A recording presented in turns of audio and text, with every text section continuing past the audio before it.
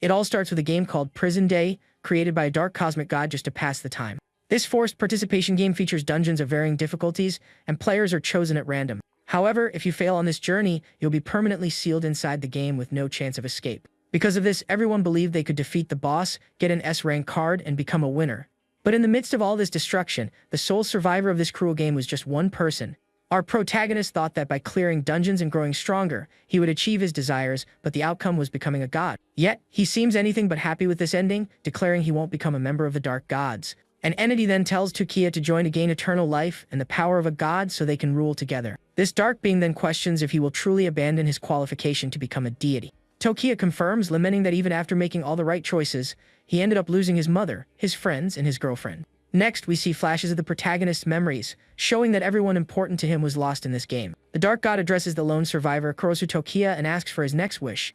The young man's only wish was to have a peaceful, normal life with the people he loved by his side. At that, he recalls his girlfriend asking him out for a weekend date while holding her hand. Fueled by this memory, the protagonist yells that the entity destroyed everything, and now he will wipe away this world and its painful history. Suddenly, a brilliant light erupts from our hero's hand, and a golden card begins to materialize. He warns the god to stop its threats, as this card holds a power the entity cannot control. Tokiya then unveils his time reversal card, which can erase every's memories and let him redo his life. Seeing this, the entity is stunned, unable to believe the young man managed to obtain such a card.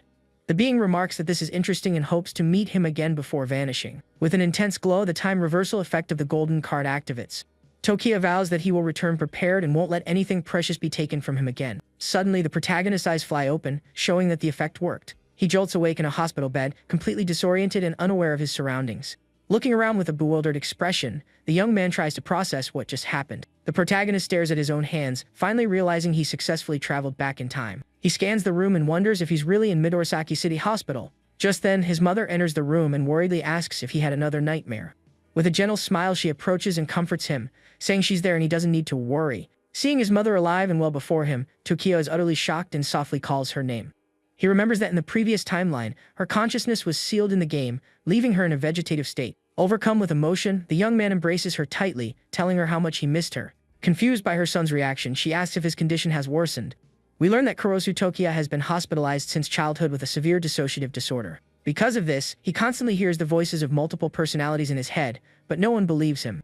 Even though his condition prevented a normal life, this was precisely the routine he had always longed for. However, a digital clock on the table reads 17:26, and time is running out. Tokiya realizes prison day starts at 6 in the evening, meaning he only has 34 minutes of freedom. His consciousness will be transferred, and if he loses in the game, his real-world body will fall into a permanent coma. Knowing that newbies start in E-rank dungeons, he scrambles to write down every strategy he can remember. Aware the dungeons are simple if you know the rules, he declares he'll finish writing everything in just 10 minutes. Tokiya needs to write in a way his mother can understand to boost her chances, and also to help his friend Kita. His mother then advises him not to overdo it and mentions she's just stepping out to take out the trash. Watching her leave, he reflects that unlike his father, his mother never once abandoned him. He recalls how his father squandered the family's money and simply left them behind.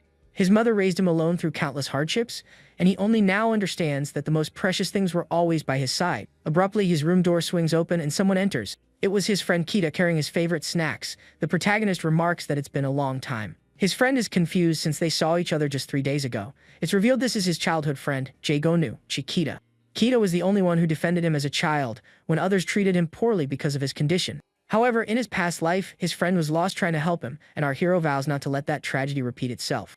Back in the present, his curious friend asks what he's writing. Tokiya replies that it's a strategy guide. His friend questions if he should be playing games as it might worsen his condition, but the young man insists he must do this. Kita finally understands, thinking it must be an incredible game for him to be so determined to play. The protagonist hands him the notebooks, instructing him to read one and give the other to his mother, leaving his friend baffled. He urges Kita to read and memorize as much as possible, promising it will definitely be useful later. Although finding his friend's behavior odd, the young man agrees and takes the notebooks. Tokiya resolves that to protect those he loves, he must clear the dungeons, collect the cards, and become the strongest. The narrator explains that defeating monsters yields cards of various types like weapons, items, and skills that grant powers. Only 15 S-rank cards exist, boasting absolute effects that even the Dark Gods cannot interfere with. One of them being the time reversal card. Determined, Tokiya affirms that the S-rank cards will be his trump cards and that he will collect them all to defeat the Dark Gods. The clock on the table nears 6 o'clock, time for the game start is almost up. Glancing at the clock and a photo on the table, the protagonist knows prison day is about to begin. The photo shows him happy with his mother and Kita, but this peaceful life will be over in just 1 minute. A system notification then appears, congratulating him on being selected as a player in the first group. The picture on the table begins to glitch, with digital artifacts appearing over the family photo. In that moment, our hero's body starts to digitize as his soul is exported into the game. The system then initiates the process of importing his in-game memories into his mind. Now in the digital space, Takia vows that this time he will protect his loved ones and become the strongest once more. With a furious gaze, he promises to defeat the foolish god toying with their world. A welcome screen for Prison Day materializes, wishing the players an enjoyable game. The system loads the player data for Kurosu Tokia and creates the first E-class dungeon, the Office of Demise. Next, the system attempts to delete his real-world memories but repeatedly fails. With the boss generation complete, the young man realizes everything is identical to his previous life. He finds himself in a dungeon that looks exactly like a real-world office. The protagonist knows some players have their memories wiped, but for some reason, his remain intact. Already knowing what's coming, he braces himself for the opening E-class dungeon. The dungeon is named the Office of Demise, and several people are at their desks, oblivious to the danger. To clear this low-level dungeon, one must defeat 3 bosses, each with different abilities. Without wasting a second, the protagonist commands the system to open his status panel, and a blue screen appears. With that, Kurosu Tokia's status panel opens, revealing his player information. He notes that everything has been reset. Defeating the 3 bosses now is nearly impossible, so his priority is to raise his skills. The young man wonders about the unidentifiable blessing, and if it's connected to his memories from his past life. Regardless, he needs a skill card to defeat the stage 1 boss and strategizes his next move. Suddenly, an idea strikes the protagonist as he remembers something crucial about this dungeon. He recalls a hidden side quest. If he can get a skill card there, victory won't be so difficult. With 10 minutes left before the main mission starts, Tokia rises, determined, knowing there's still time to act. Rushing through the office, he remembers the voice he's heard since childhood, noting it was clearer after he was reborn. The voices spoke of saving the Earth, insisting that to win, they needed to merge their powers with his to defeat the Dark God. Confused by this, he wonders if he can obtain a power separate from the S-rank cards. He then halts in front of the men's restroom door, his destination. Deciding to unravel the mystery of the voices later, he enters the restroom, focused on the side quest. Upon arriving, he confirms this is the spot and that his first task is to unlock the treasure chest. A system notification informs him he has reached the hidden location and the side quest is starting. A blue screen reveals the mission's name, the secret hidden in the men's restroom.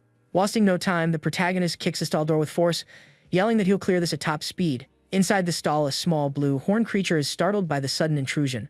The system identifies the creature as the Cowardly Ogre, an urban legend perched atop the chest. The little monster tries to look menacing, puffing up and letting out a fierce growl to intimidate the young man. But with glowing red eyes, Takia yells at the ogre to get out of the way or else. The tiny monster shrinks back in fear from the protagonist's threat, looking as if it's about to cry.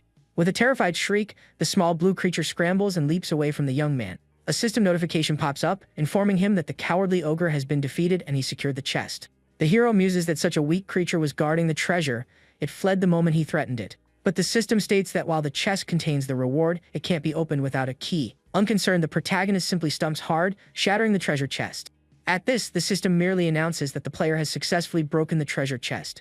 He remarks that many are fooled by the display and miss this, but a newbie can easily claim the cards. The system then lists the acquired items, vigor, speed, and power cards, all E-class. He holds the 3 basic skill cards, stating that with them, he can finally activate his player status. The young man then activates the cards, and his body is enveloped in a green aura as his skills level up. The system confirms his speed, power, and vigor have increased to level 1 with a cap at level 5. With a confident smile, he notes the effect is minor but clear, and now he can take on the 3 bosses. His status panel updates, now showing his basic skills at level 1 alongside the unidentifiable blessing. Activating the panel with the cards makes him a formal player. Even at level 1, he is far beyond a normal human. To test his new strength, the protagonist punches the restroom wall, which cracks under the impact. The mirror also shatters into countless pieces, unable to withstand the force of the blow. He figures that with these stats and his past life experience, he should clear this dungeon with ease. But he knows that defeating the gods and protecting the world is still a distant goal. With that, he vows to use every tool at his disposal, including the power from the owner of that voice. Looking at the system screen, the protagonist says he needs to understand this unidentifiable blessing better. He then shouts at the system, asking if the owner of the voice gave him this strange blessing. With a smirk, he admits he was just kidding, as he didn't expect an answer anyway. Suddenly, a mysterious voice echoes in his mind, declaring that from now on, everything depends on him. In that instant, dark, sinister silhouettes begin to form around our hero in the restroom. The shadows then completely engulf him, pulling him into a dark and unknown space. Utterly confused, the young man finds himself floating in a void, unable to comprehend what's happening. The voice continues its message, stating they are always watching him from somewhere. He demands to know who they are, why they are helping him with this mysterious blessing, and what their motives are. The entity replies that first he must prove his worth, as their help was merely a whim. Back in the restroom, the voice warns him that the battle is about to begin and he must hurry. With a determined gaze, Takia affirms that he wants their power and will undoubtedly prove his strength. A system notification announces the countdown is over, the boss has been generated, and raid mode has begun. The screen welcomes them to Prison Day and announces that the challenge in the Office of Demise dungeon is starting. A warning appears: anyone not in position will fail the raid. The time limit is 59 seconds. The protagonist sprints, confident that with his speed card, he'll make it with time to spare. With only 18 seconds left, the tension mounts as he races through the office. However, two men are blocking the front door, shouting they don't have time for games. Annoyed, the hero thinks there are always a few fools who can't grasp the situation. As soon as the timer hits 0, the two players at the door are instantly eliminated. The other players are stunned by the scene, realizing this game is real and deadly. Takia just watches calmly, remarking that if you break the rules here, it's simply over. Suddenly, a red digital gate begins to close and everyone panics, unsure of what to do. A warning flashes: the boss will appear shortly, and the battle against the E-rank monsters will commence. Amidst the chaos, the silhouettes of the first boss and its minions appear before them. The protagonist already knew this would happen and that to clear the dungeon, all bosses must fall. With that, the first boss materializes, looking like a janitor, and announces it's time to take out the trash. The system displays the stats of the E-rank scavenger boss, wielding an iron broom and a sharp dustpan. Its minions are the cleaners, E-rank monsters with far more basic stats and weapons than the boss. One of the players scoffs at the monsters, saying a mere E-rank is nothing to worry about.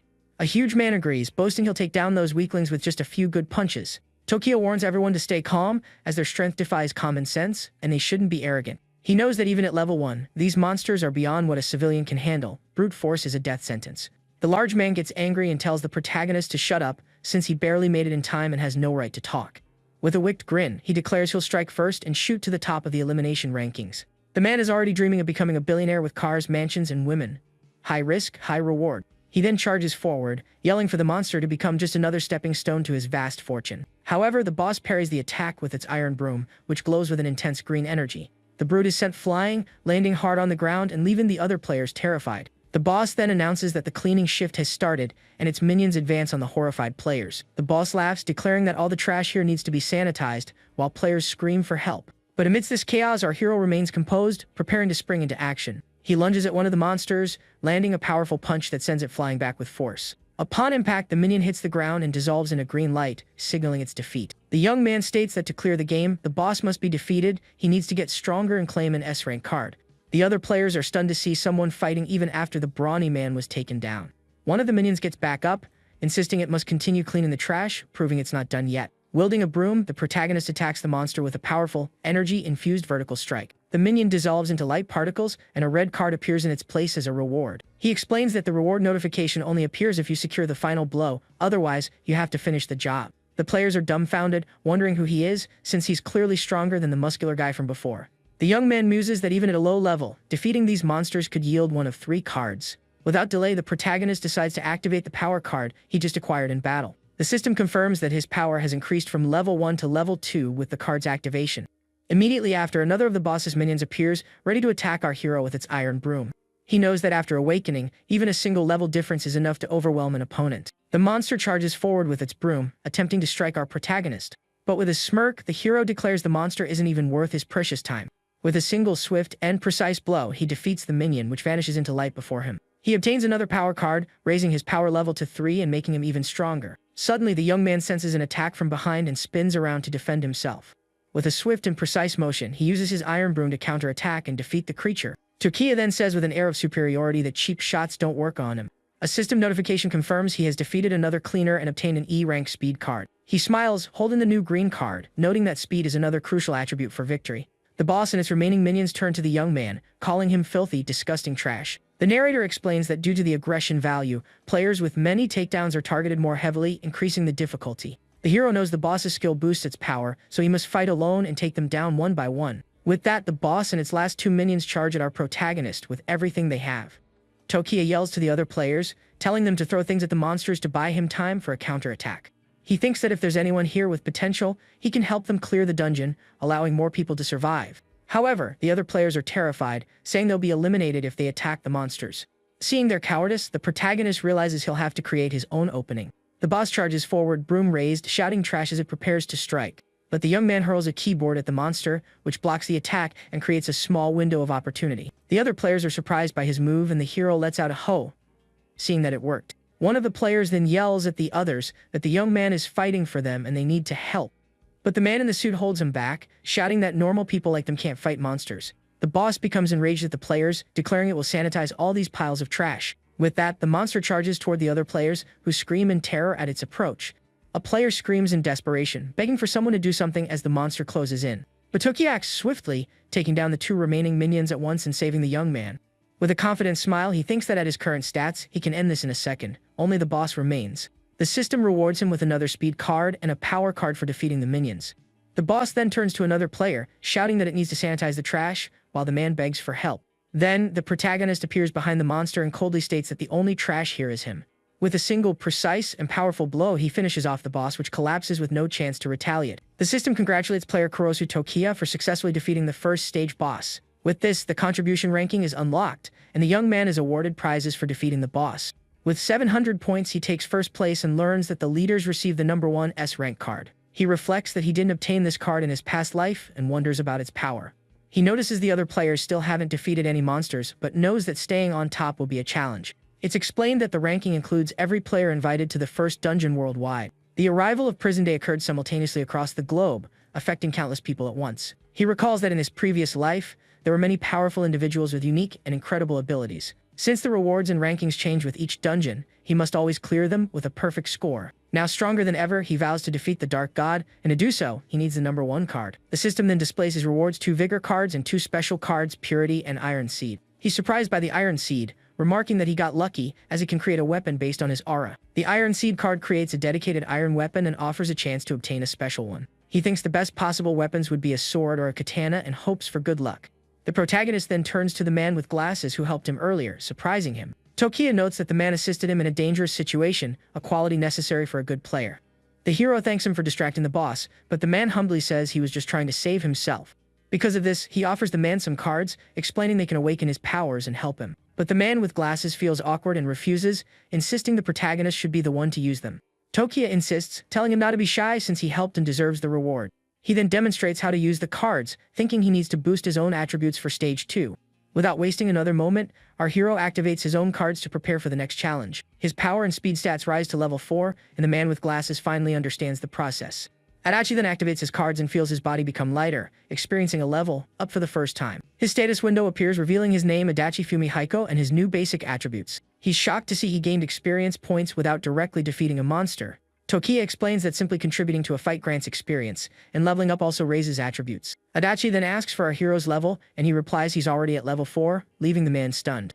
Next, we see Tokiya's updated status panel, showing he has already reached level 4 across the board. He then takes the Iron Seed, excited to see what weapon his aura will generate. The seed begins to transform in his hand, releasing an intense and powerful blue energy. The sword is a growth-type weapon that absorbs an opponent's HP and gains a new skill every 10 levels. With a smile, he remarks that it's not bad at all, and being a rare weapon, it could rival a C rank 1. Adachi is dumbfounded, saying that's beyond amazing and just what you'd expect from the one who defeated the monster.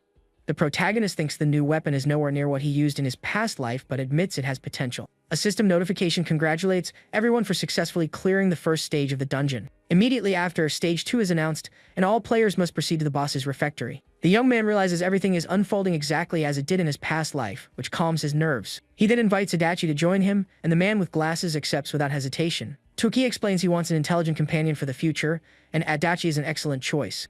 Thrilled by the opportunity, the man accepts, and the protagonist urges them to head to the next location. The other players then begin to beg to be taken along, promising rewards and favors. One player argues that if he's so skilled, he should help others and take everyone with him. With his eyes glowing red with fury, the protagonist threatens to crush the man if he doesn't move. The players are utterly terrified by the threat and our hero's intimidating aura. Without another word, he and Adachi walk past the other players, who part ways in fear. One of the players comments on his terrifying gaze and how that stare sent a chill down his spine. Adachi asks if he's really leaving the others behind, but the protagonist says they would only slow him down. He coldly states he has no duty to save everyone and that he is no saint. Adachi then promises to do his best not to be a burden, and Tokiya warns him about the next boss. The man with glasses is intrigued by the mention of mental corruption and asks if it's a debuff from the monster. They arrive at the boss's refectory, where the system instructs them to sit to participate in stage 2. Upon entering, the delicious aroma of food fills the air, and a red monster appears before them. Adachi lets out a startled scream as the bright red monster suddenly materializes in front of him. Tokiya warns him to sit down quickly, or he'll be eliminated like the others who failed to follow the rules. They take their seats, and the man with glasses remarks that since it's close to stage 1, no one should be late. But the protagonist counters that if they make the wrong choice, they won't arrive in time.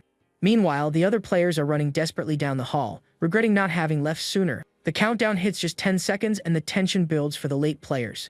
They finally reach the refectory and scramble to find a place to sit. The timer then hits 0 and the system announces the end of the countdown for stage 2. One of the last players to arrive stands at the door, relieved, thinking he's safe. But suddenly, he senses a terrifying presence right behind him, and his eyes widen in fear. The stage boss strikes him from behind, declaring his time is up and he's out of the game. The other players are shocked, realizing the red cook is the stage boss. With a cart full of bizarre food, the boss orders all players to eat. Adachi grimaces in disgust as the boss serves a disgusting green slime onto his plate. The meal appears to be made from the monsters of the previous stage, making it even more grotesque. The reflection in Adachi's glasses reveals his sheer terror and revulsion at the situation. He then realizes that the substance in the food is one of the monsters from before and is horrified. The system warns that looking at the food will cause mental corruption, lowering their stats. Adachi worries that with reduced attributes, clearing the dungeon will be much more difficult. But Takiya stares at the full meal and calmly tells his friend that's not all. A system notification declares the banquet from the underworld has been served. Leaving leftovers will result in retaliation from the monster. With 7 minutes remaining, a warning states that if a player's mental value drops to 0, they will be disqualified. Adachi panics. If they don't eat, they'll be eliminated, but he can't imagine swallowing that stuff. With a confident smirk, Takiya agrees it's tougher than stage 1, but he knows the way to clear it. His friend offers to help, but the hero tells him to hang on and use the purity card if necessary. The mental corruption intensifies, and the system informs them that the player's mental power is steadily decreasing. A female player says just looking at the disgusting food makes her want to be sick. The protagonist knows that with skills reduced by corruption, defeating the 4 monsters is impossible. The standard strategy is to eat the banquet and distract the monsters, but that only yields minimal points and rewards. Suddenly, the system announces his unknown blessing has made him immune to mental attacks, which shocks him. With a confident smile, the young man declares they can now clear it using the hidden high difficulty rule. He's thrilled, as they can now aim for high score rewards to protect his ranking. One of the players rebels, throwing his plate to the ground and shouting that he won't eat that filth. Adachi notes the man's mental state hasn't collapsed, and Toki explains that the mind deteriorates faster. The player completely snaps, stomping on the disgusting food on the floor while laughing and yelling that he absolutely will not eat it. In that instant, the boss appears and lands a powerful blow on the player, who refused the food. The monster warns that if he doesn't eat, he'll be eliminated, but the fallen man still refuses to comply. The boss then grabs the player's face, its hand glowing with an intense red energy. The man is dragged away by the monster, still laughing hysterically and refusing to eat the slime. The kitchen door slams shut, taking the disobedient player and the boss with it. One of the players says if they don't eat, they'll be removed, but there's no way to stomach that food. A system alert shows that no player has finished the banquet, and everyone's mental fortitude is now at 60%. The protagonist explains that the hidden rule for clearing this stage involves starting on easy and then switching to hard. He then stands and throws his plate to the floor, shouting that it's impossible to eat that stuff. The first condition is to draw the monster's attention to switch the game to hard mode, which he has just done. The system warns that the cook monster has locked on him as a target, raising his elimination risk to 80%. The boss appears behind him, threatening to put his brain in a pan and cook it. The second condition is to defeat an enemy to focus the other monster's aggro on him, and that's his next move. With his sword drawn, he charges one of the monsters, attacking it with a quick, precise strike. He follows up with a spinning attack, defeating the monster in a single, decisive blow. A notification confirms the Malice Pride has been defeated, rewarding him with 2 power cards and 1 vigor card. With that, stage 2 officially begins, and his power stat is updated to level 5. Since an enemy was defeated, the aggro of the other 3 skyrockets to 100%, activating hard mode. This is the hidden high difficulty rule, First Strike, which causes all monsters to focus on him. The 3 remaining monsters enter a rage mode, their eyes glowing red, ready to attack. By taking one down, he successfully draws the attention of the others, protecting the other players. He knows that with all the aggro concentrated on him, the chance of elimination is much higher, so he must be careful. Therefore, he needs to maintain distance and conserve his strength for the final boss battle. As the sole target, he can't use distractions and must fight with everything he's got. One of the monsters threatens him, saying he won't escape and will be turned into minced meat. The butcher lunges with its cleaver, but the protagonist parries the blow with his new blue sword. Gritting his teeth, he manages to hold back the monster's attack, which seems surprised by his strength. The monster can't believe the young man stopped its blade and prepares to use a new technique. It activates its instant knife handling skill, unleashing a flurry of strikes at the hero. But with a smirk, the protagonist thinks, "I've got you," having already devised a plan to win. He knows he lacks enough cards and must defeat the minions to unlock his sword's ability. With that, he dodges the attacks and begins to counter the monsters with quick, precise strikes. The monster taunts him, asking if he can keep up with its speed, boasting it's the fastest of the cooks. It declares the young man will lose and questions if his allies can defeat a cursed sword like its own, The hero continues to fight masterfully, landing several hits on all 3 monsters at once. His sword begins to glow as he successfully blocks one of the monster's attacks. One of the creatures shouts in surprise as a projectile is fired from our protagonist's sword. The monster wonders how their skills can be identical and how this can be so unfair. The sword's exclusive skill unlocks, allowing him to use the powerful time splitter cut. The monster then realizes the young man's attacks were charging his skill points. Desperate, it screams for the others to run, realizing it was all a well-planned trap. But with a wicked smile, the protagonist says it's too late and activates his new skill. With a single powerful slash of red energy, he strikes all 3 monsters at once. The system confirms that the butcher, the gastronome, and the chopper have all been defeated. With victory secured, he remarks that the most obvious traps are often the most real and collects his rewards. Adachi is relieved, saying his hands are sweating, but the protagonist calculated everything perfectly. A system warning states the hidden rule has been activated. The stage boss is now enraged, boosting its abilities. Adachi panics, seeing the boss's abilities have increased due to the hidden rule. Suddenly, the entire refectory begins to tremble with a sinister red energy, heralding the boss's arrival. The protagonist warns everyone that the boss is stronger now. If they don't defeat it, they will all be eliminated. The hidden rule forces a direct confrontation but increases the rewards by 30% in exchange. With a determined look, the hero declares his objective in this world is to claim the best rewards. The kitchen door explodes and the boss appears, its hands glowing with red energy. Furious, it roars, demanding to know who eliminated its precious cooks, as its stats are revealed. Adachi is terrified by the boss's power, wondering if they can possibly win this fight. Without hesitation, the protagonist uses all his available cards, preparing for the final showdown. He knows he can't hold back against the enhanced boss and unleashes his full power. 4 skill cards are used at once, maxing out his power, speed, and vigor stats. Since he rank cards cap at level 5, the remaining speed cards are now useless. He tosses the extra cards to Adachi, telling him to use them immediately to help in the fight. The man with glasses activates the speed cards he received from our protagonist, strengthening himself. His speed and vigor stats increase, and he realizes the hero gave him the cards to help him survive. The boss bellows furiously, once again demanding to know who was responsible for taking out its cooks. The other players are paralyzed by the monster's roar, losing their will to resist its power. But Adachi realizes he feels no fear. The card's power is shielding him from the boss's roar. The boss threatens the players, saying it will crush their heads if they don't reveal who took out its cooks. Suddenly, something slices through the air at high speed towards the monster, just as it's about to attack. It was the protagonist, who materializes and blocks the boss's attack with his sword, saving the others. The monster is shocked that its attack was stopped by a mere player and glares at him with rage. Tokiya then takes the blame, defiantly stating he was the one who eliminated the cooks. The boss vows to make him pay in the most miserable way possible, saying it will take his brain after the others. But the hero cuts it off with a smirk, retorting that he'll be cutting its neck before that happens. The monster laughs, challenging him to try as it charges with its cleaver, ready for an all-out assault. The impact of their clash creates a powerful shockwave that cracks the refectory floor. Adachi shouts the protagonist's name in concern as he sees him thrown back by the boss's sheer force. But the young man gets up, reassuring his anxious friend that he's fine. He muses that it's been a long time since he heard someone call him that way, and his mind drifts to the past. In his previous life, his friends called him by that name, but they were all lost along the journey. He then remembers with sorrow how his companions fell, leaving him all alone. With a somber expression, he wonders why he was the only one to survive amidst so much tragedy. The boss charges again, yelling it will slice him to pieces and preparing for another powerful attack. The protagonist thinks that he didn't understand it back then, but now he knows what must be done. He faces the monster with determination, shouting for it to prepare for the end with a deadly glare. The two then clash their weapons once more, the impact of their battle echoing throughout the refectory. The protagonist's sword begins to glow with an intense red energy as he readies his final attack. The boss is taken aback by the speed of the young man's assault, wondering if he was holding back before. Using his time splitter cut ability, the protagonist unleashes a barrage of red slashes. He reflects that he survived his past life because he was courageous and never hesitated. With a cry of determination, he declares that more than anything, he always wanted to win and be the best. He vows that nothing will stop him from achieving victory, but it's not just about winning. The protagonist states he wants to protect everyone's lives and preserve a normal, peaceful world. The system announces the second stage boss has been defeated, and the reward is increased by 30%. His rewards include power, vigor, and speed cards along with a special memory card. He also receives a surprise boss buff, which increases one ability by 3 levels for 10 minutes. The hero realizes that without triggering the hidden rule, he wouldn't have earned the extra contribution points. He then opens the ranking screen to check his current score and the status of other players. With 1,700 points, he remains in first place and sees the same top players from his past life. He knows they are all talented and will undoubtedly become key players in the future. The dark gods won't leave them be. They will prepare cruel stages where many strong players were sacrificed. But in this life, he plans to acquire the S-rank card that can resist them and eagerly awaits their reunion. He then gazes at the images of his former rivals, bracing himself for the challenges to come. A system notification congratulates everyone for clearing the second stage and announces the start of the final stage.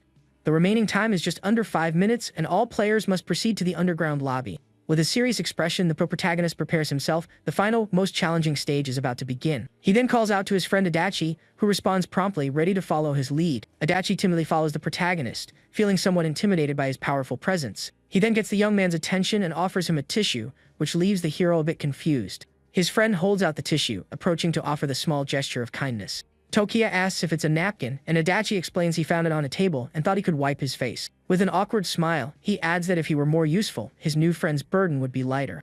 The protagonist is touched by the gesture, thinking that there truly are many good people in the world.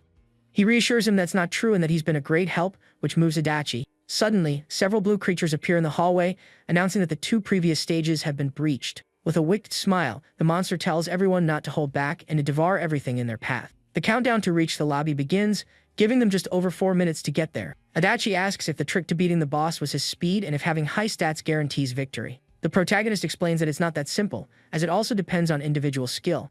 His friend then worries, admitting he's bad at sports and couldn't dodge attacks even with level 5 speed. Adachi looks at him with admiration, thinking he must have undergone special training to be so strong. They stop at the top of a staircase, and the hero prepares to give his friend the next set of instructions. He tells Adachi to wait there and warn anyone who arrives not to run, which confuses the young man. Toki explains it's a crucial hidden rule. If they are judged for fleeing, they won't be able to leave. Adachi asks what's wrong, but the protagonist doesn't answer and simply turns to descend. He says that since his friend didn't defeat the boss, it would be too dangerous for him to come down. Adachi understands and promises to warn everyone with a salute, making Tokiya think his friend is a good guy. He knows that with help, he can easily unlock the hidden rule, but doing it alone will be tough. Tokiya is aware that the 3rd stage contains 10 level 5 guards and 1 level 7 boss. It's a much harder stage than the 2nd, with formidable guards and an even stronger leader. In his past life, the only way to clear was by cooperating and fighting the enemies as a team. Suddenly, he hears someone call his name from the top of the stairs and turns to see who it is. A smirk crosses his face as he realizes the person he's been waiting for has finally arrived.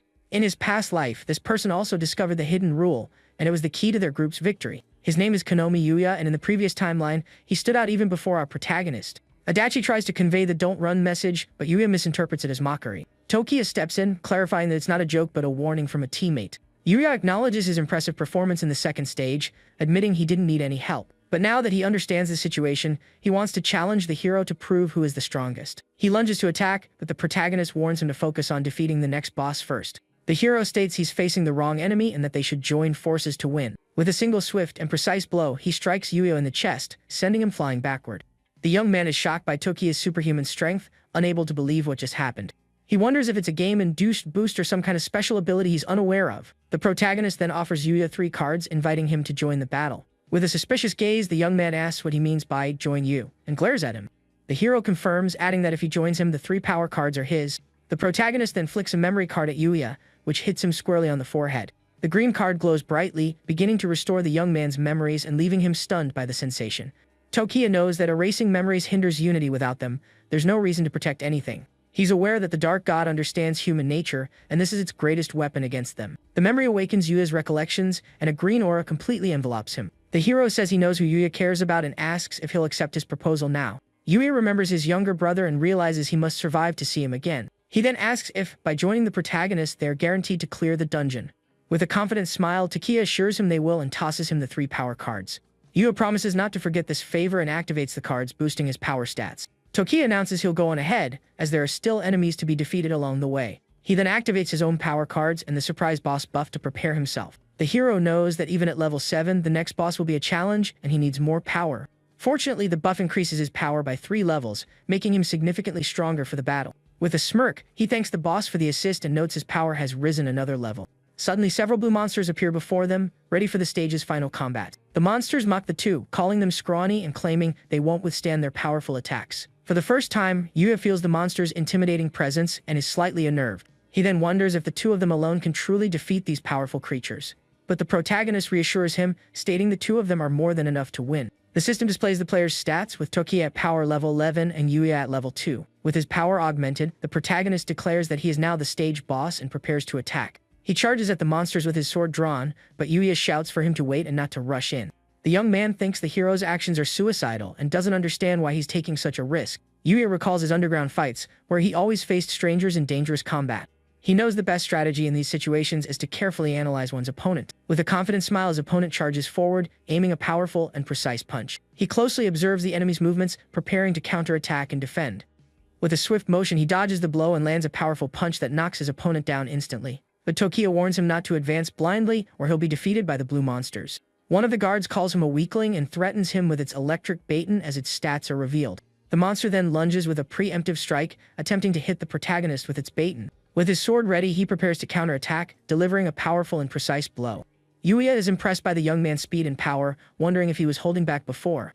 The guard senses something is wrong with him and orders the others to use their skills and attack as a group. With 56 seconds remaining, a system alert warns all players to enter the underground lobby. The two then face each other in silence, bracing for the final combat that is about to begin. Yuya and Tokiya exchange glances, preparing for the battle awaiting them in the underground lobby. He knows that, as a hidden rule, the enemies will attack the moment they step into the lobby, even during the countdown.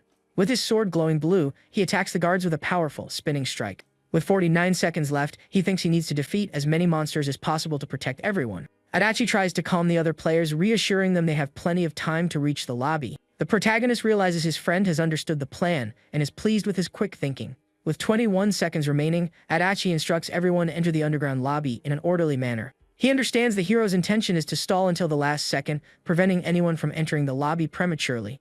The countdown reaches just 12 seconds, and the tension mounts for the players who have yet to enter. Yuya argues the enemies aren't that strong, and that they should help the protagonist in the battle. But Tokiya shouts at him to stay back and not interfere in the fight against the blue guards. The monsters remark that the young man is too strong, and that they need to recharge by targeting the other players. The hero then gets Yuya's attention, declaring it's now his turn to join the fight. One of the guards charges at the players, but Yuya steps in front to shield them from the attack. With a roar of anger, he tries to block the monster's blow but is sent flying backward. He then yells at the monster not to dare touch the others, realizing there's a reason the hero is protecting them. Yuya attempts to strike the guard with his fists but finds his blows are causing no damage. He then wonders how the protagonist is managing to fight against such powerful monsters. Adachi tells everyone to be quiet to avoid attracting the monsters, adding that the hero will handle it. The other players agree, deciding the only thing they can do now is to trust them. They then hope that the two of them can hold their ground and not fall to the blue monsters. The protagonist realizes his sword skill points have fully accumulated. One of the guards then orders the other monsters to attack all at once and end the fight. With a confident look, the protagonist says he was thinking the exact same thing as the monsters. He then unleashes his time splitter cut, striking all the guards at once with his powerful skill. Adachi and the others are in awe, remarking how incredible it is to have someone so strong on their side. Meanwhile, Yuya struggles to fight a single guard, wondering how the hero is so overwhelmingly powerful. Tokiya then faces the last standing guard, warning with a cold gaze that he's next. But this guard is the final level 7 boss, and it stares back at the young man with a psychopathic grin. The monster says it takes pleasure in finishing off guys like the protagonist and readies itself for battle. The other players are terrified by the boss's level 10 power and begin to doubt their chances of victory. The hero charges forward, recalling that in his past life this boss took down many people in a long, drawn-out fight. With his sword, he unleashes a powerful slash of red energy toward the enemy. But he thinks that this time, he alone will be more than enough to win. The boss lets out a maniacal laugh and manages to block our protagonist's powerful attack. Unfazed, Tokiya presses forward with determination to continue the combat. He uses his skill again, delivering a torrent of red slashes upon the giant monster. Under the barrage of blows, the final boss is completely vanquished, dissolving into light. The system then displays the young man's status screen, revealing he is leveled up to 8. He realizes that by defeating the weaker monsters, he obtained cards that significantly boosted his power. The protagonist muses that the best part of fighting alone is claiming all the XP and cards for himself. Adachi and the others are in shock at his inhuman strength, vowing to follow him forever. Seeing only one monster remains, Yuya charges, yelling he'll finish it with a single punch. But the monster furiously retorts that Yuya is the one who's in for a bad time. However, before the redhead can attack, the protagonist appears and slices the guard in half with one blow. Yuya collapses to the ground, stunned, unable to believe he instantly defeated the monster he struggled so much against. A system notification congratulates everyone for clearing the dungeon and displays the ranking, with Tokiya at 99%. With a confident expression, the hero awaits the reward calculation, wondering what bonus he'll receive. The screen reveals that the survival reward allows them to take everything back to the real world. The other players are ecstatic to see they will also receive rewards for their efforts. The protagonist thinks that clearing the dungeon grants a basic prize that aids survival, but there's a catch. In his previous life, stronger individuals began to use their powers for evil in the real world. Therefore, this time, he decides he must establish rules to manage the players as soon as possible. To do so, he needs support, and he knows his top ranking will attract some powerful figures. The overall contribution ranking screen places him firmly in first, with a 3,000-point lead. He sees himself as the undisputed leader. To everyone else, he's the one who dictates the rules of the game. At that moment, all players receive their abilities, feeling their bodies grow stronger and lighter. Adachi is also thrilled to see his new attributes, even if they are all at level 1. Yuya also checks his panel, feeling much stronger with his stats now at level 2. As for the protagonist, he examines his status and sees his power has reached an impressive level 15. The system then announces that contribution rewards will be generated based on each person's percentage. The two young men wonder if they'll receive anything with such a low contribution, regretting not fighting harder. Tokiya is also unsure what he'll get, as his contribution in his past life wasn't nearly this high. Adachi is pleased because with his new power card, he can increase his ability score again. Meanwhile, Yuya boasts about getting 2 cards, saying his contribution was incredible. They then look towards the protagonist, wondering what kind of reward he will receive. With a smile, the hero says this is all new to him as he receives 3 brilliant cards. His rewards are 1 card that elevates stats to level 10, another that allows a class change, and a third that summons allies. He's thrilled, realizing he can now boost his skills and gather allies simultaneously, feeling incredibly lucky. Suddenly, the ground begins to tremble and the other players panic, not understanding what's happening. They realize the dungeon is collapsing and wonder if they can finally return to reality. The protagonist confirms that upon clearing a dungeon, they can return to the real world for a short time. But he warns them that the world has changed and the creator of this deadly game is trying to destroy everything. The others are shocked, wondering who in the world would do something so terrible. Tokiya then tells them he's counting on everyone to give their all in the next dungeon that appears. He encourages them to gain power to defeat the villain who imprisoned them and to protect the world. Adachi is confused by the word protect and doesn't quite grasp the hero's speech. Yuya, however, just eyes him with suspicion, thinking the protagonist is making some very bold claims. A system notification then announces that for placing first, the young man has earned a special S-rank card. A shadowy entity materializes, stating that if he proves capable, it will grant him the power of a god. Suddenly, the protagonist awakens back in his hospital bed, realizing he has returned to the real world. He sighs, hoping the others will believe him, as he needs more power to save the world. At that moment, a nurse rushes into the room, shouting for the doctor that the patient has finally awakened. The doctor confirms that he is completely lucid and his vital signs are all normal. But he reveals that hundreds of thousands of people have fallen into a coma just like him over the past 3 days. The doctor notes that the young man was the first to wake up and asks if he knows the cause of the mass coma. However, Tokiya ignores the question and, with a serious gaze, asks the doctor where his mother is. The man leads him to her room, explaining that she also fell into a coma and has not yet awakened. With a professional tone, he states that in medical terms, the protagonist's mother is in a vegetative state. The hero then realizes that just as in his past life, his mother was also chosen as a player. He knows that not all players are sent at once, and that those who fail end up in this condition. Looking at his mother, he remembers that those chosen for the game simply cannot return. At that, he touches the golden card in his pocket, reflecting that his greatest wish is about to be fulfilled. His one wish was for his mother to live in peace, free from any more suffering. He then reveals that he holds the special S-rank card number 1 named Free. With it, he can prevent someone from being chosen for the game and also gain a special ability. Resolved, he decides now is the time to use the card and liberate his beloved mother from this deadly game. The doctor is blinded by the intense golden light, wondering what on earth is happening. Shocked by the scene, the doctor adjusts his glasses, trying to comprehend the phenomenon he's witnessing. With his eyes wide in astonishment, he stammers that he simply can't believe it. His mother then awakens, confused, asking where she is and calling for her son and the doctor. Without a second thought, the young man rushes to embrace his mother with all his might, completely overwhelmed with emotion. With a gentle smile, he tells her that from this day forward, she no longer has to fight and suffer. The doctor is stunned by the scene, wondering if what he just witnessed was a miracle. Meanwhile, the world contribution ranking shows Kurosu Tokiya's name isolated in first place. Because of this, several mysterious figures decide they must recruit the world's number 1 player. They fear that with such power, the young man could become the new ruler of the world. Back at the hospital, his mother recounts a strange dream about a terrifying amusement park. The protagonist listens with a smile, realizing she ended up in a deadly park-themed dungeon. She continues, saying a monster almost attacked her, but something happened at that very moment. According to her, everything suddenly went dark and she lost consciousness right there. When she awoke, the first thing she saw was her son's face, and she asks if it wasn't a bizarre dream. With a gentle smile, the young man thinks that, unfortunately, what she experienced was no dream. Suddenly, Kita's voice echoes in the room, and the hero realizes he also managed to clear the dungeon. His friend bursts in, proclaiming he came to the rescue and felt like a manga protagonist. He says strong people helped him clear it, and the mother asks if he also had a strange dream. The protagonist wears a bored expression, thinking his friend has the same old energy. He then asks his mother to rest, saying he's going to talk with Kita outside for a moment. Out in the hallway, his friend insists it's no joke and that the weird game even had a name. Tokiya cuts him off, stating the game's name is Prison Day, which leaves Kita in shock. The hero then tells him to check the contribution ranking to prove it's all real. Utterly confused, his friend just scratches his head, wondering what this ranking thing is. Just then, a blue system screen materializes before him, leaving him completely speechless. With his eyes wide in amazement, his friend stammers as he sees the name of the number 1 player. The protagonist then confirms with a smirk that what he's seeing is the absolute truth. The system screen shows that first place in the ranking belongs to Kurosu Tokiya, with 3,000 points. With a confident look, the hero declares that he himself is the top-ranked player and faces his friend. Kita is stunned, unable to believe his friend is number 1 in that game. Tokiya then reveals his class change card, saying the information will come to him. Without wasting time, he activates the card, and a powerful golden aura envelopes him in the hallway. The system announces that the class change has been initiated and a random profession will be selected. The young man explains that every class in the game is powerful, but they require leveling, and the cards are rare. He knows that classes are weak initially but possess infinite potential over time.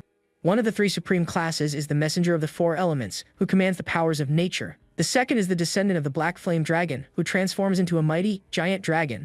And the last is the Seeker of Time, who manipulates the timeline and wields powers of temporal travel. Amidst numerous data screens, the protagonist wonders which new class he will be assigned. A screen appears in a brilliant flash of light, revealing the name of his new class, Master of Principles. The hero is completely floored. Even in his past life, he had never heard of this class. The screen then shows that his new class has a passive ability resonance with tools. The class's skill tree is revealed, and the young man notices many unknown levels. He's surprised, as normal classes only have 3 levels. This one will be incredibly difficult to level up.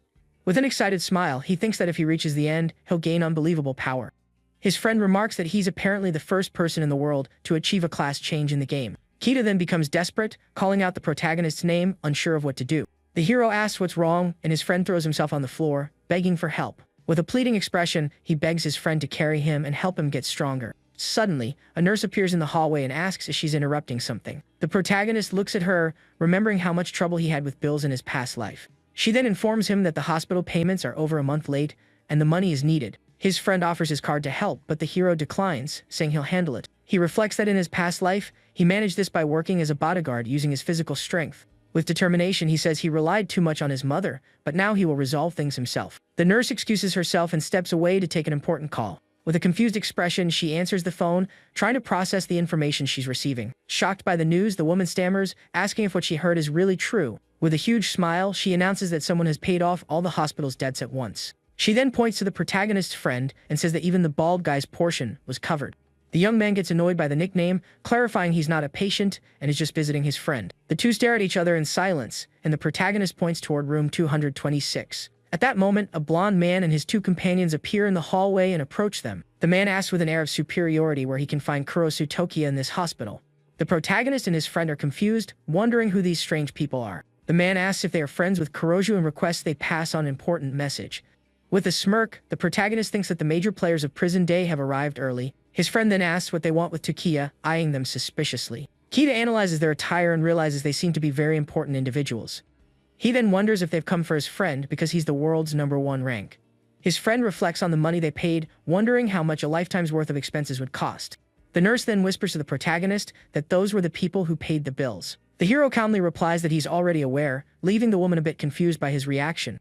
Without missing a beat, the young man introduces himself to the group as Kurosu Tokiya. The blonde man is impressed that he remains expressionless in their presence and that he's so young. The protagonist knows these people are influential in various fields and analyzes them carefully. The blonde man is Sumulsho, head of a major corporation and a rising star in politics. The one in the suit is Kadoichi, CEO of a tech company with strong ties to the military. The woman is Urara, president of Group X, which holds vast energy resources and global influence. The group's leader says it's an honor to meet him and prepares for a formal introduction. But the protagonist cuts him off, stating he already knows who they are and tells him to get to the point. The blonde man is taken aback by the young man's audacity, not expecting such an attitude. The man in the suit thinks that the world's #1 player is indeed as impressive as the rumors suggest. The woman smiles, thinking the hero is a far more interesting person than she had imagined. The woman then invites him to move to another location, as they have prepared a special room for their talk. But the protagonist declines the offer, telling them to talk right there in the hospital's waiting room. The 2 men exchange a brief glance, a silent acknowledgement that they understand the young man's message. The group's leader agrees, and they all head to the waiting room to begin their discussion. The woman smiles, thinking he's doing this to maintain the upper hand in negotiation. The nurse and his friend are shocked, unable to believe he could barely afford his bills just moments ago. The hero then calls his friend, asking him to bring the strategy guide he gave him earlier. Kita awkwardly scratches his head, asking if it's really necessary for him to fetch that guide. With a guilty expression, he confesses he thought it was a joke and threw the guide away. Desperate, his friend dashes down the hallway, saying he'll retrieve the guide right now. The protagonist is irritated, thinking this is why neither he nor his mother received any rewards. The woman then asks curiously about the strategy guide he mentioned. He calmly replies that it's the strategy guide for the game's beginner dungeons. The 3 are stunned, telling him to stop joking, as the game has barely started. With a smirk, he says whether it's true or not, his friend will soon find out. The nurse is startled by several men in suits standing at the door and asks who they are. The blonde man reads the guide and is shocked to see it describes the exact dungeon he experienced. The other two also confirm their dungeons are detailed within, down to the last particular. The protagonist's friend asks if it was all true, and he confirms it with a smile. Kita then laments missing a huge opportunity to get ahead and feels incredibly frustrated. The group's leader apologizes, admitting his power exceeds their imagination and they are not qualified. The protagonist crosses his arms and, with a smile, asks what else they have to say. The woman remarks that with such a guide, it's as if he can foresee everything that will happen in the game. With a smirk, he confirms that is precisely the case and that he knows everything. He reflects that in his past life, survivors posted the details online and he memorized it all. All that past effort is now paying off, serving as his trump card against the dark gods. He then leans forward and asks directly what they want from him now. The group of powerful individuals exchanges a look before answering his question. The three of them bow respectfully, asking the young man to become their advisor. The blonde man admits the feeling of walking a tightrope in the dungeon was truly terrifying. The man in the suit believes that with the hero's help, they won't have to face that situation again. The woman adds that they will be forced back into the game and don't want to fare poorly. Kita observes the entire negotiation in silence as his friend takes charge. Therefore, the group's leader declares with determination that they will accept any condition he imposes. With a casual air, the protagonist says he doesn't mind becoming their advisor. His friend's eyes sparkle with excitement, thinking his partner is incredibly cool. He then reflects that his friend's family is poor, and what they need most is money. The young man already imagines himself swimming in cash and going on spending sprees with his best friend. But the protagonist interrupts him, stating he has 3 conditions for accepting their offer. His colleague swells with pride, thinking that, as expected, his friend is a true master negotiator. The group's leader says that even 30 or 300 conditions would be fine, but the hero surprises him. His friend is shocked, lamenting that he didn't ask for more when he had the chance. The protagonist's first condition is to publicly release the strategy guide for everyone. The group's leader is taken aback, asking if he's really going to give away something that could save lives for free. The man in the suit agrees, stating the value of that guide is beyond anyone's imagination. The woman comments that this only proves how dangerous the game truly is for everyone. The hero then looks at them and asks if he didn't just show them the guide for free. The group is left speechless by his response, realizing he has a valid point. He then explains that his goals differ from theirs. He wants to save more people. With a serious gaze, the protagonist warns that if they don't accept, the discussion ends here. They realize the young man is serious, and the woman admires him for being unswayed by profit. The three then bow again, promising fulfill the first condition immediately. The second condition is to establish a player management agency with very clear rules. The blonde man smiles, assuring him they can relax, as they already intend to do just that. He then prepares to announce his final, and perhaps most important, condition for the deal. The group tenses up, wondering if the last condition is something even they cannot fulfill. His friend then shouts for the protagonist to ask for money, calling it his last wish. But the hero ignores him and says he wants a house, so he and his mother no longer have to live in the hospital. He glances at his mother in her bed, saying he just wants her to live a normal, peaceful life. The three are dumbfounded by the simple request, and his friend facepalms in frustration. The protagonist adds that if it's too difficult, he can withdraw the request, as he dislikes the feeling of begging. The group implores him not to withdraw, insisting that preparing a house for him is an easy task. With a smirk, the protagonist tells them not to get so excited about his request. The leader apologizes for the scene, and the other two just laugh awkwardly at the situation.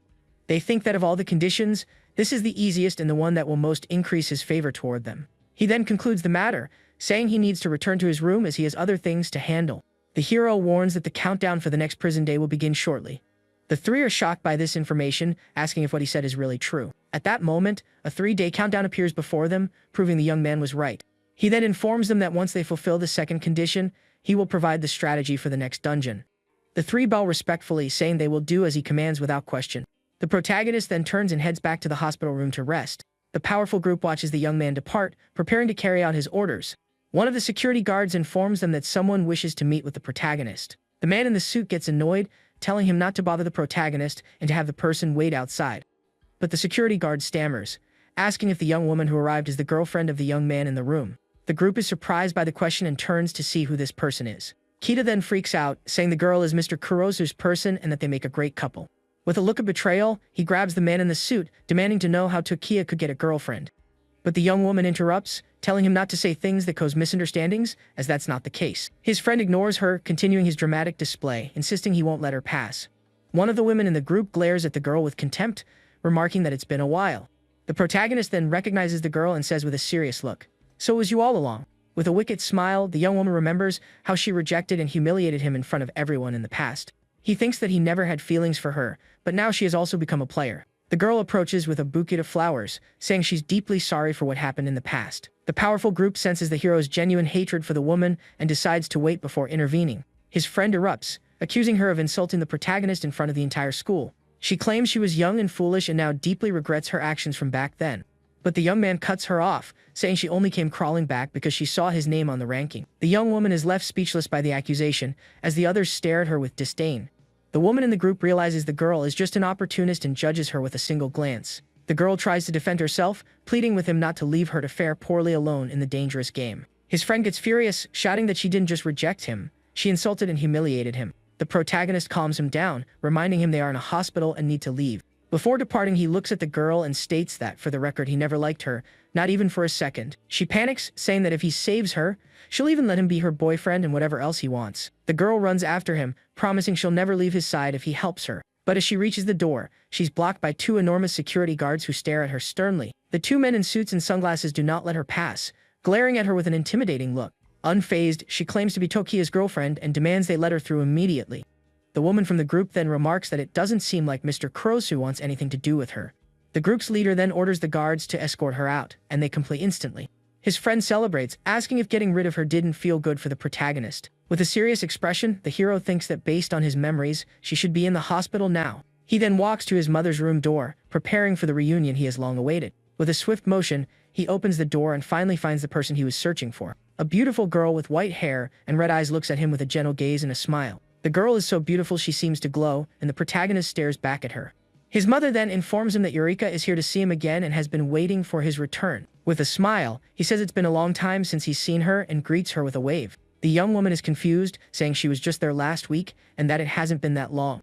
The protagonist then remembers her passing away in his arms in his past life and becomes emotional. He embraces her tightly, vowing that in this life, he won't let a single person he loves fare poorly. The girl is completely embarrassed by the hug, while his mother just laughs at the cute scene. His friend is confused, wondering if the two are really just friends, as it looks suspicious. Later that night, the full moon illuminates the sky, and the hospital room is quiet. The protagonist watches his mother sleeping peacefully, feeling relieved that she is well. He thinks that the hospital moved them to a VIP room, and that those people truly have influence. The system then displays the remaining time for the next dungeon, 63 hours. With the countdown before him, he knows the next dungeon should follow the same pattern as in his past life. He reflects that he gained an ability called Skill Maintenance, which activates upon touch. To test it, the young man places his hand on the edge of the bed to see what his new ability does. A wave of blue energy spreads through the room, and the protagonist is surprised by its power. He realizes he can see the minute details of any object he is currently touching. With his enhanced vision, he notices that the second screw on the bed's left leg is loose. The hero thinks it's a shame he has no weapons in the hospital, as he wanted to test the ability on them. Suddenly, a mysterious voice echoes in his mind, saying he is qualified to participate. He asks who the entity is and what he is qualified for, not understanding the situation. The voice replies that he will know who it is in due time, but for now he must make a decision. A dark silhouette appears, telling him to decide whether he will accept its special test. With his eyes glowing, he realizes this being has the power to help him defeat the god. Without hesitation, the protagonist accepts the test and tells the entity to begin the challenge immediately. The entity gives a sinister smile, says very well, and declares the test will start now. But it warns him that if he fails to clear the test, he can never return to this world. The young man is then pulled into a vortex of blue energy, surprised by its sacred power. He wonders what reward he will receive for clearing this mysterious test from the dark entity. A tornado of blue energy forms, and the system announces the commencement of the trial grounds. A blue ice spike erupts from the ground, preparing to attack our protagonist in the test. He dodges the attack with a leap, readying himself for the challenge the entity has prepared. With a focused and determined gaze, the hero faces the trial grounds, ready for whatever comes his way. He finds himself before a dark palace, wondering what this place is in the middle of nowhere. Blue energy begins to form in front of him, and he eyes the manifestation with curiosity. The entity then explains the rule is simple: he must defeat the opponent in 10 minutes. It also advises him that wisdom that sees all is the only way to win the challenge. The protagonist looks at the entity with a serious expression, preparing for the impending combat. The entity then announces the start of the test, and a feminine figure begins to materialize. A blind and invulnerable swordsman appears, and the 10-minute countdown for the test begins.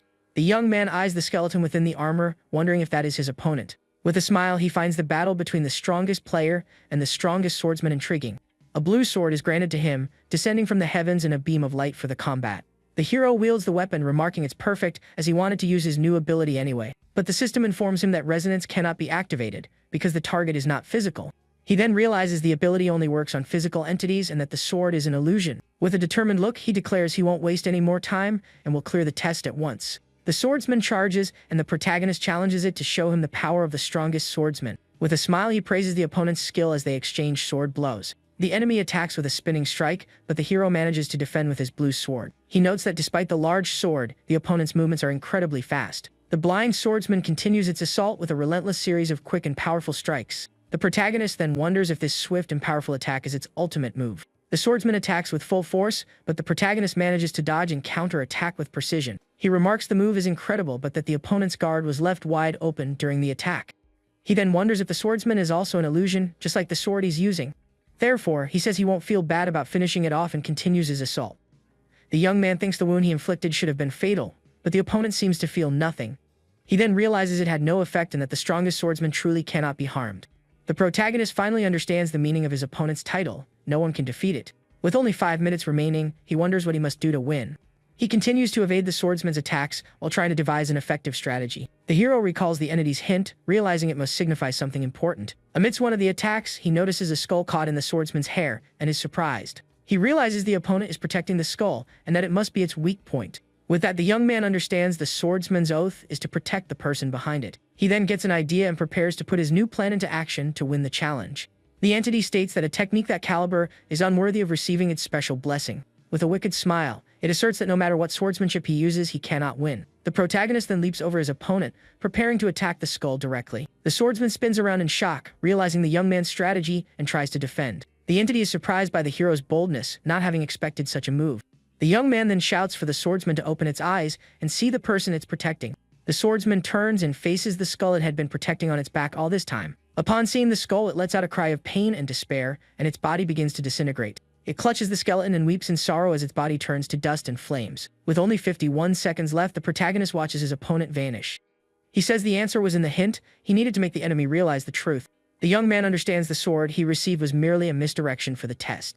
He then faces the mist and challenges the entity to show itself, as he has solved the mystery. The entity congratulates him, remarking that the simplest truth is often the hardest to see. It praises him for succeeding and declares him worthy of receiving its true blessing. The protagonist looks at the entity, wondering what kind of power he will receive as a reward. An intense blue energy completely envelopes him, and his body begins to absorb the new power. The entity then smiles, saying the true test begins now with the newly received blessing. The hero is confused, wondering what it means by there is still a test ahead. The voice then instructs him to feel the emotions of all living beings to accept the power of a god. He then experiences the pain, joy, anger, and sadness of countless souls all at once. Overwhelmed by the emotions, a glass barrier shatters, and he is thrown into a new location. The young man lands amidst a sea of skulls and suffering faces, not understanding what is happening. He realizes that the power of a god consists of the faith and emotions of those living on earth. Looking at the suffering souls, he understands that this is truly a tremendous power. With his face bruised and bleeding, he faces the new challenge with a serious and determined gaze. With a confident smile, he says that with this power, he can finally confront the god. He then declares that the gods of Earth will have his support in opposing the evil god. The entity states that this is the final test and that no human can withstand such power. An explosion of energy occurs, and the protagonist is enveloped in an intense, blinding light. The entity is surprised by what happens, unable to comprehend how the young man is still standing. The hero rises amidst the debris, admitting that it's truly impossible to withstand. With a smirk, he asks if that's all the entity can throw at him. The voice congratulates him, saying that as expected, he is the human they acknowledged and is deserving. It says he has obtained its blessing and must remember its name for the future. The entity promises that when he is recognized by them, he will obtain the true supreme blessing. The protagonist is confused by the mention of a supreme blessing and the entity's name. He tries to ask for the voice's name, but it disappears amidst white, glowing feathers. Back in the hospital bed, he wakes up gasping, wondering what blessing he has received. Just then, a system screen appears before him, and he stares at it with a serious, curious look. The screen reveals he has gained the blessing of Mental Guardian, and his patron is the Seraph Gabriel. With a satisfied smile, he thinks the new blessing will be very useful in future battles. But for now, he is more eager for the supreme blessing Gabriel mentioned in the test. He then realizes the mental illness that tormented him was actually the gods of Earth. With a determined look, he glances at the 23-hour countdown for the dungeon. His friend then bursts into the room, shocked, saying there's even a video version of the guide. The protagonist gives his friend a light smack on the head, telling him to keep it down in a hospital. His friend says he was moved by the video, and that the production was simply amazing. His mother smiles, commenting that the two of them really get along well as good friends. The hero thinks the group acted quickly, and that the guide's video is already circulating everywhere. He also sees they've cooperated with the government and established the management agency.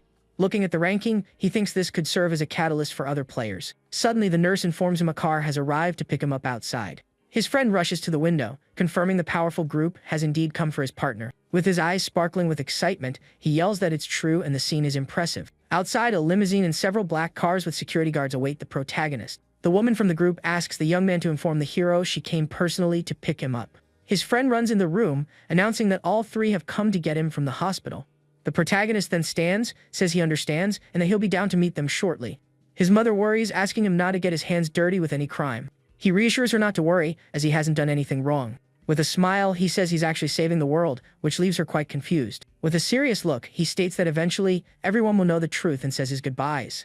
The group's leader takes him to a mansion, noting the organic food and beautiful landscape. He also informs him that for their security, guards and maids will be on duty 24 hours a day. His friend is shocked by the luxury, wondering how much such a house must cost. The man clarifies that the property is his and therefore cannot be found on the market. His friend freaks out, asking if that means the house is one of a kind and exclusive in the world. The protagonist ignores him and asks the man to show him the other places he has to offer. The other two from the group watch from a distance, preparing their next offer. The man in the suit comments that it was a rejection, and the woman declares she will be the one to win. With a confident smile, he says the house he selected is something no young person can refuse. He then takes them to a skyscraper, stating a place like this is perfect for the young man. His friend is amazed by the view, yelling that you can see the entire city from there. The man explains the building is in the city center and was designed by a famous architect. With a victorious smile, he announces the largest penthouse suite is already prepared for him. The protagonist's friend is shocked to learn there are other things prepared for them. The man then snaps his fingers, summoning the surprises he has prepared. At that, several beautiful maids appear, introducing themselves to the hero as his new servants. His friend's eyes turn into hearts as he exclaims at the sight of so many divine beauties. The maids surround him, saying he can order whatever he wishes and that he is very cool. The other two from the group are shocked, wondering why they hadn't thought of that before. The man then smiles, thinking no man in the world could refuse such an offer. But the protagonist looks at him coldly and simply tells him to show the next option. The man in the suit is stunned, unable to believe the young man refused such an offer. The woman then smiles, realizing that Mr. Kurosu is truly different from all the others. The blonde man thinks this means he still has a chance to impress the young man. The woman then invites him to come with her, saying the place she chose is not luxurious. She reveals she had someone investigate his mother's past and takes him to a special location. Upon their arrival, she asks if he is familiar with the place, looking at him with a gentle smile. His friend recognizes the location, saying it's the house where the protagonist lived as a child. The other two are shocked, realizing the game is over for them with this move. The woman explains the house has changed owners many times and the layout is different now. But she says she tried to restore everything as much as possible to make him feel comfortable and at ease. The hero is moved, saying it's incredible and the house is almost identical to his memories. With a sincere smile, he thanks her for the gesture, and the woman is happy he liked it. The two men look crestfallen, unable to believe they lost so perfectly. The protagonist then calls his friend, asking him to bring the guide for the next dungeon. The woman is surprised, asking what that is the young man is pulling from inside his pants. The friend explains that the hero wrote the complete strategy for the game's second dungeon. She is shocked that something so precious was stored in such a place. The woman then asks if he will also release this new strategy publicly. But he replies no, saying they can distribute it to players they deem promising. He explains that to become stronger, one must understand the game, not rely on luck. The protagonist says those who got by on luck won't last long and will be eliminated. To select excellent players, it's enough to simply help newbies adapt. He continues, saying if they are truly excellent, they will naturally stand out on their own. The woman then understands the plan and asks what he intends to do by selecting these players. With a determined look, the hero replies he wants them to save and protect the world alongside him. The group is shocked by the young man's ambition, thinking it's a very grand dream. With the countdown approaching, his friend announces they are ready to go. The protagonist then bids farewell to his mother with a hug, promising to return home soon. His friend strikes a pose, declaring he's off on an adventure to another world. His mother is confused by the scene, not quite understanding what's happening with the two of them. The countdown hits 0, and the system announces the selected players will be transported. The two are then enveloped in a blue light, saying goodbye to the protagonist's mother in the room. The hero informs his friend he should be able to clear the dungeon on his own, as they will be acting separately. The young man then says he'll keep an eye on the ranking, determined to get on it this time. With a confident smile, the protagonist faces the new dungeon, ready for another challenge. He realizes that just like in his past life, the second dungeon is the D-Class Frosty Mansion. The system announces the scene creation is complete, and the players' souls have been loaded. The protagonist thinks that, as expected, they are being missiled again by the instructions. He knows that to clear the dungeon, he must form a team with someone he completely trusts. The true condition is to lure the two bosses from different floors to meet in the middle. But he remembers with sadness the moment he was betrayed in his past life by an ally. With a determined look, he summons a golden card, calling for the person he trusts most. The special team building card activates, and an intense golden glow fills the room. The white-haired girl then appears amidst particles of light and looks at the protagonist. The two stare at each other in silence, and the young woman is surprised to see him there. Shocked, she asks why he is there and where they are, not understanding the situation. He explains that he was the one who invited her to the dungeon, and that she was on an island before. The hero thinks that Eureka became a player in the second game and suffered greatly because of it. He remembers how she was forced to survive on the island, suffering for the rest of her life with the scars. That's why he says he called her, to change her destiny and ensure she won't get hurt again. The girl is shocked, asking how he knew she was on the island without her telling him. At that moment, the same blue system window appears before her, and she looks at it with curiosity. The screen welcomes her, informing her she is in the D-class dungeon, Frosty Mansion. She then recalls the videos she saw online and wonders about the name of that game. The protagonist answers that the game is called Prison Day, and she confirms that's the one. He explains he needed a partner he could trust with his life, which is why he chose her. With the door about to open, he invites her to be his partner and face the dangers together. The young woman then remembers when he invited her to play in the past and looks at him tenderly. Back then she was lonely and sad, but the young man had reached out his hand and invited her to play. He repeats the invitation, asking if she wants to play with him again like in the old days. The girl looks at him with eyes full of emotion, remembering the good times they shared. She then holds his hand tightly, accepting the invitation to be his partner once more. With a radiant smile, she says she would love to be his partner and accepts on the spot. He then asks if she has memorized everything he said, as the door is about to open.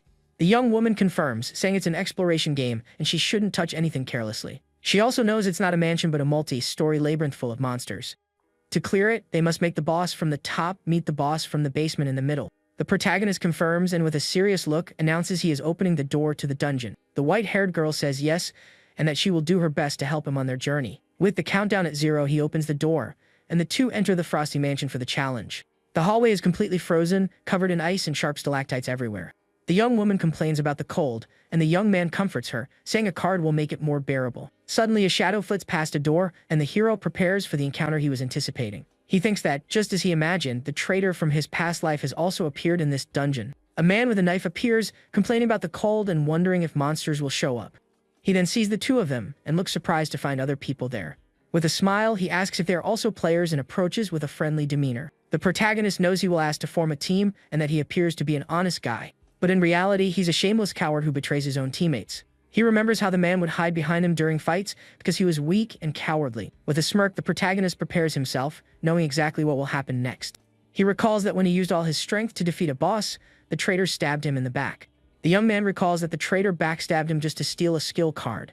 Tokia then reflects that if it weren't for one person, he would have met his end right there on the floor. Back in the present, the traitor suggests they form a team to make dealing with monsters easier. But his real plan is to get rid of the hero so he can take advantage of the beautiful girl with him.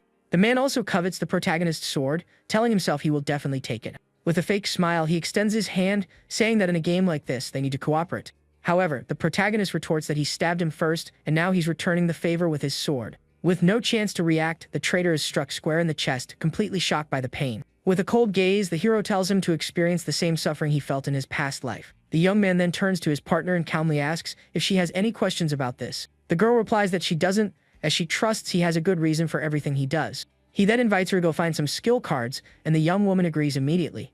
With that, the two leave the traitor's body behind and continue their exploration of the Frosty Mansion. Elsewhere, a man with glasses remarks that the information about the #1 ranked player, Kurosu Tokia, was correct. He wonders if the guy who releases guides for free is worthy of his observation, Shijimori Itsuki.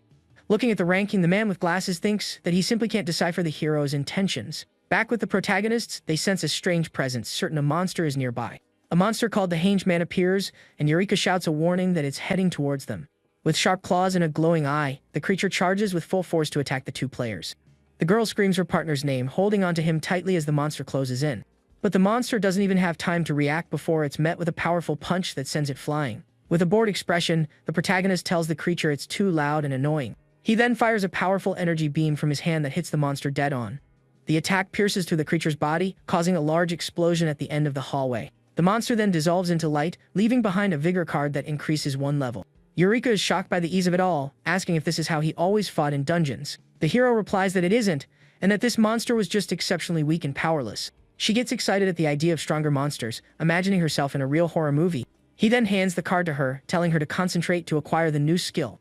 The young woman holds the golden card, thinking it's impossible for such a monster to exist in an apartment. With her eyes closed, she focuses on the card, hoping to be able to use its power. A golden light envelopes her, and she is surprised to realize she actually managed to use the card. Her status panel appears, showing her stamina is now successfully at level 1. He praises her for learning quickly and invites her to the next floor of the frosty mansion. The girl notices she doesn't feel as cold anymore and is happy to have acquired the new skill.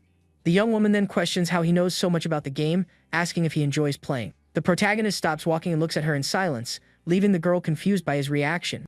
With a somber expression, he just stares at her without saying a word on the matter. Eureka gets nervous with the silence and asks if she said something strange. The hero states the game is not interesting at all and reminds her of their true purpose. With a cold and determined gaze, the protagonist reveals their purpose is to destroy the game. The girl falls silent for a moment, then says that even if she doesn't understand, she trusts his reasons. Suddenly, a monstrous hand smashes through an ice wall, preparing to attack the two of them. The creature lets out a terrifying roar and charges with full force toward the hero's partner. But with a swift move, the young man steps in front of her to shield her from the monster's attack. Without any difficulty, he stops the creature with a single hand, gripping its face firmly. With one squeeze, he crushes the monster's head, which shatters into pieces before him. He then remarks it's a shame she doesn't have a card, as that's the difficulty of this dungeon. But he reveals that the boss of each floor always drops one and invites her to go find it. Meanwhile, other players are completely lost in the labyrinth, unsure of what to do. Eureka realizes they are not lost and admires how incredible her partner is for knowing the way. He explains the mansion isn't difficult initially, and that the temperature drops 1 degree every 5 minutes. However, the temperature continues to fall, and the more time passes, the harder it becomes for everyone. Furthermore, if they don't find the floor boss, the door to the next level will never open. Eventually, all players will end up frozen and unable to survive. The young woman is terrified by the thought of everyone freezing, but the hero remains calm and focused. He knows the rate of temperature drop increases and remembers the boss's location. With that, the two head to find the boss, aiming to take it down as quickly as possible. The man with glasses observes from a distance, wondering about the reason for the protagonist's actions. He suspects the young man has a special ability and hopes not to be disappointed by the #1 rank. Deep within the frozen labyrinth, the two continue their journey through the dangerous, icy mansion. The protagonist knows the first floor boss is nearby and considers how to lure it out. Suddenly, a redhead guy appears out of nowhere, calling him by name and surprising them both. With an arrogant tone, the young man demands the hero answer him, as he is speaking directly to him. His partner then asks if he knows the guy, but Takia replies that he doesn't.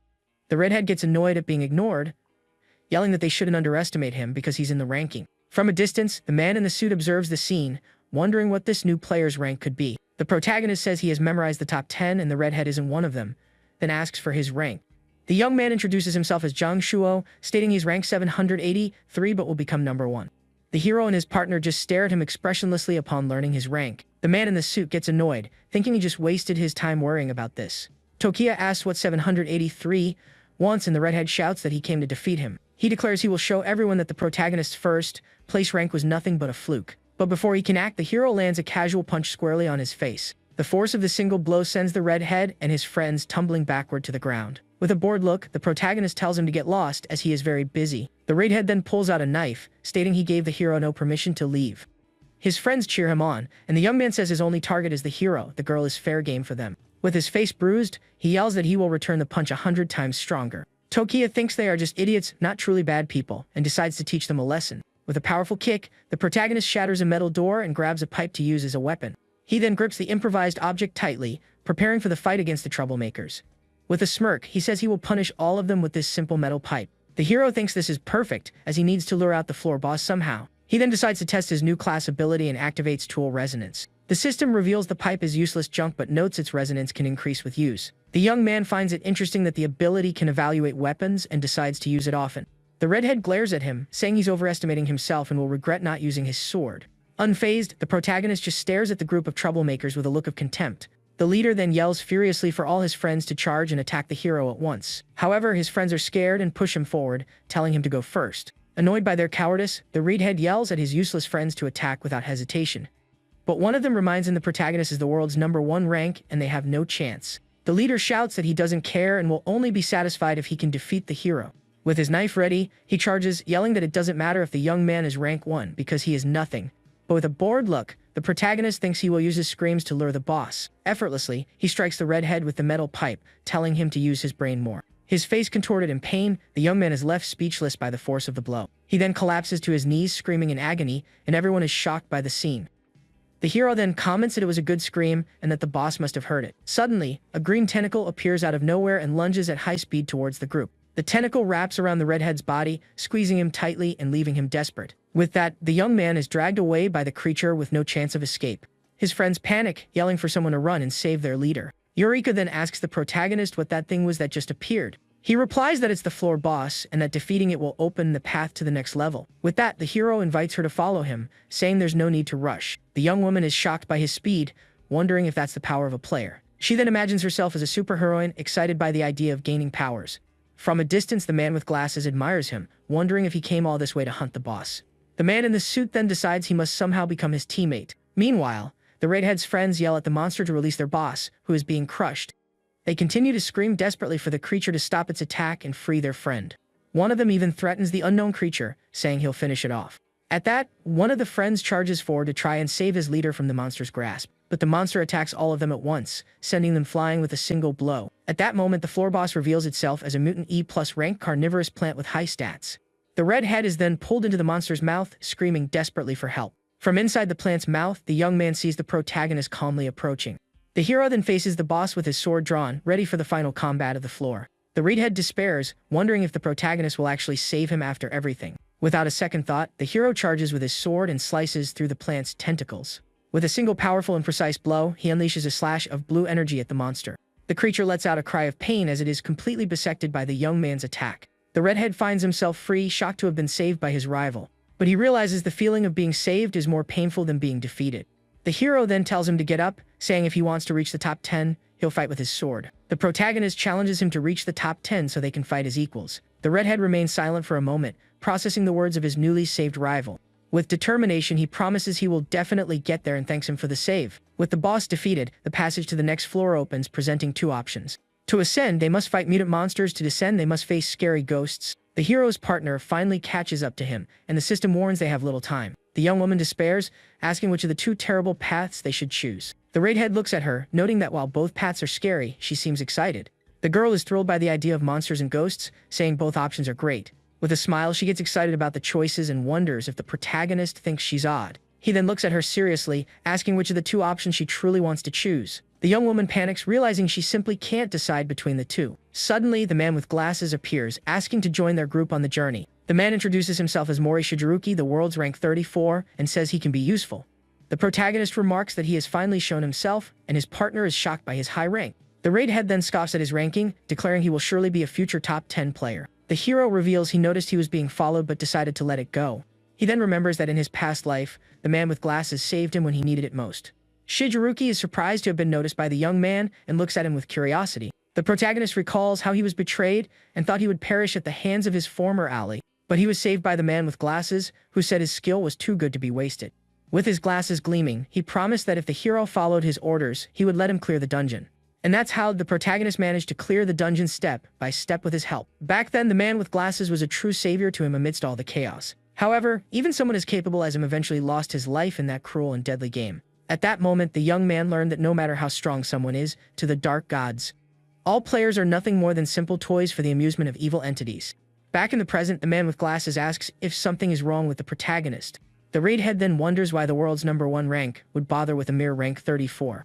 But the hero says that strong people are welcome, and he needed a fierce warrior like him. He then offers some cards as a small token of appreciation, but the man with glasses declines.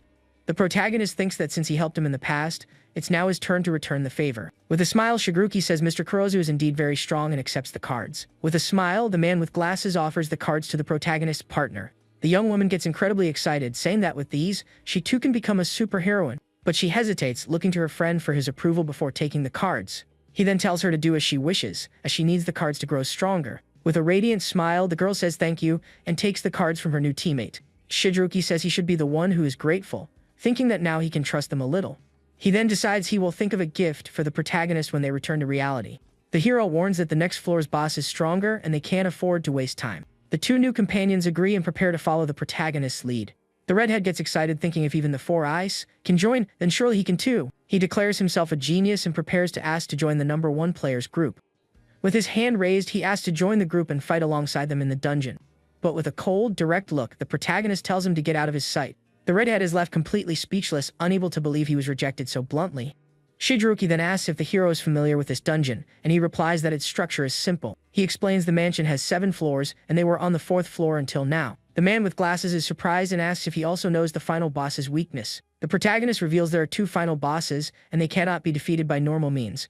The only way to clear the dungeon is to make the boss from the lower floor encounter the one from the upper floor. Shocked by this information, Shigeruki realizes they would need to split into two groups. But the protagonist reveals his plan to attack the lower floor first and then rush up. He explains that this strategy allows them to make the two bosses meet while minimizing risk. The man with glasses is impressed, remarking that this is a strategy only Tokiya could execute. Eureka then realizes his initial plan was to lure both bosses and face the final one alone. The hero confirms this but says he switched to a lower risk option because her safety is more important. With a smile, the young woman thanks him, saying he is very kind for worrying about her. Suddenly, she sneezes, complaining about the intense cold on this floor of the mansion. The girl complains she's freezing despite her increased stats, and her panel appears. The protagonist explains the temperature here drops almost twice as fast as on the first floor. They agree to defeat the boss as quickly as possible to move forward. Suddenly, a glowing blue eye opens in the darkness, observing the group of players. The floor boss emerges an enormous white wolf with powerful, glowing blue eyes. Along with it, a horde of ghosts with glowing purple eyes appears, ready to attack the group. Shigeruki wonders how the hero found the boss so quickly in such a vast labyrinth. The protagonist replies that this is a route he learned with his life on the line and would never forget. The man with glasses is stunned, wondering if the young man had been here before, even prior to the game. The floor boss reveals itself as a D rank hound with very high power and speed stats.